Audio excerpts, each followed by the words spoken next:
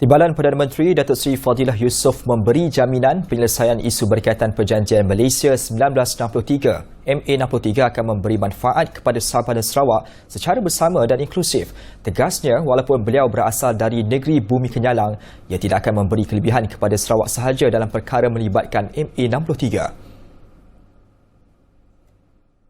Bila saya jadi Timbalan Perdana Menteri, saya bukan Timbalan Perdana Menteri untuk Sarawak, tapi saya Timbalan Perdana Menteri untuk semua.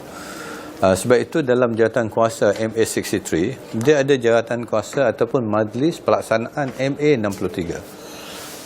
Dalam majlis ni, pengurusinya PM dan anggotanya ialah Premier Sarawak, Ketua Menteri Sabah. Beliau yang bertanggungjawab memastikan penyelesaian semasa terma MA63 berkata, usaha penyelesaian perkara tersebut turut melibatkan semua agensi daripada kerajaan persekutuan dan negeri. Namun, penyelesaian isu berbangkit dalam MA63 adalah berbeza kerana tuntutan tidak sama antara kedua-dua negeri tersebut disebabkan latar belakang yang berbeza. Kalau kita melihat pula dari segi backgroundnya tak sama. Sabah dengan Sarawak lain. Undang-undang yang berada di Sabah dan Sarawak pun lain. Sudah pasti pendekatannya berbeza. Sebab itu saya kira bukan dari segi kedudukan tapi lebih kepada background.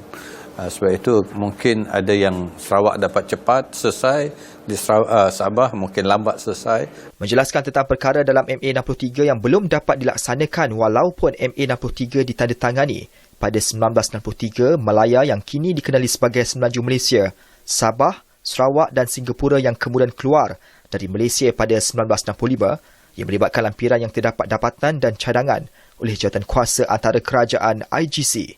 Ada yang recommendation yang patut dibuat tapi tak dibuat bila Malaysia dah terbentuk.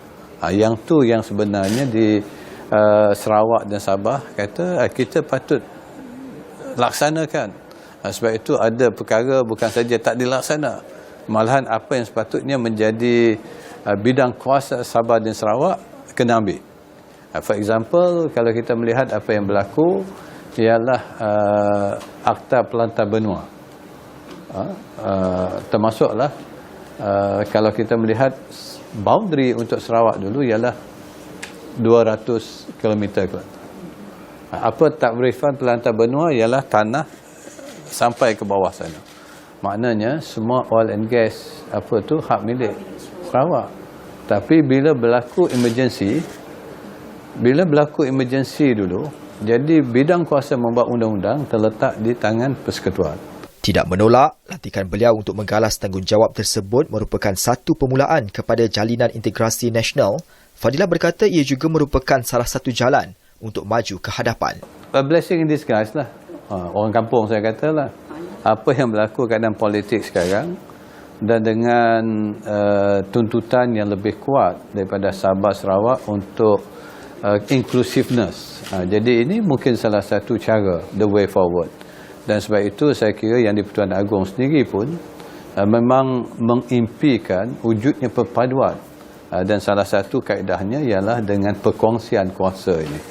Dengan adanya perkongsian kuasa, mungkin pemahaman kepada inspirasi pembentukan Malaysia itu dulu dapat diterjemahkan